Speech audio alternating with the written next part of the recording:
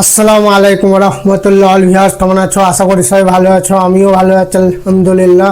এই যে ভিডিওতে দেখছো, মোফাক্করুল ইসলাম যে কোর্টের উকিল, সে ডি ভোটারের জন্য আন্দোলন করতে গিয়ে তাকে পুলিশ অ্যারেস্ট করে।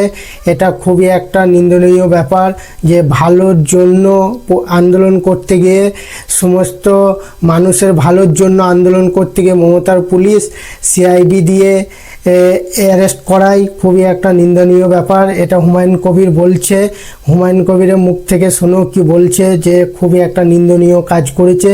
আর মোফাক্করুল ইসলাম নিজে বলছে যে 4 দিন টাইম নিয়েছে, 4 দিনের মধ্যে একটা ক্লিয়ার লিখিত দিয়ে দেবে, যে যার যার ডিলেট হয়েছে তাদের জন্য একটা ক্লিয়ার মেসেজ একটা দেওয়া হবে।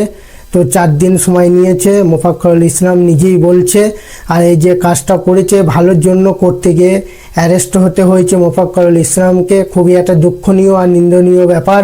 তো আমরা এই ভিডিওটাকে দেখি আর বেশি বেশি করে শেয়ার করে সবার মধ্যে পৌঁছিয়ে দিই, সবাইকে দেখার সুযোগ করে দিই। ভিডিওটাকে দেখো।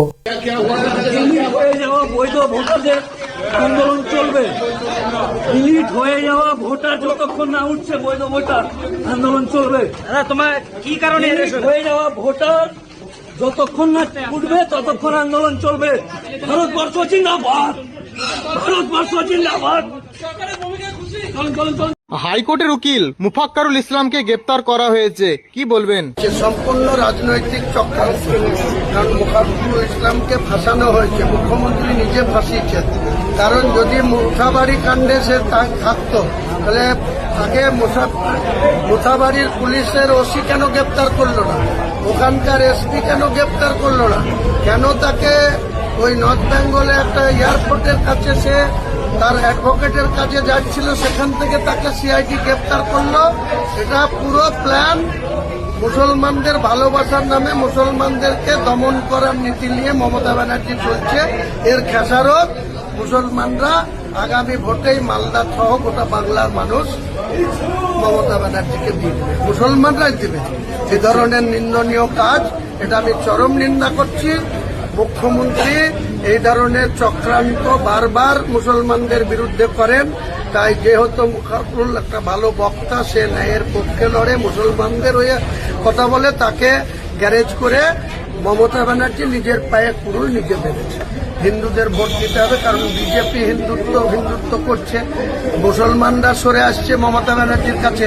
এবার হিন্দুদের তো কিছু ভোট নিতে হবে, তাই মোফাক্করুল ইসলামদেরকে মিথ্যা কেসে গ্রেফতার করতে হবে।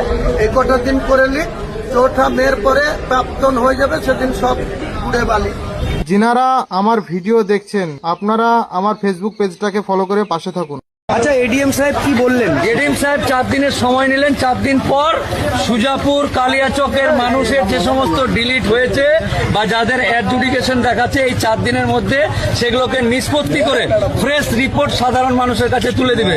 যদি এটা না হয় তাহলে আবার এই ধরনের আন্দোলনের জন্য মানুষ প্রস্তুত থাকবে।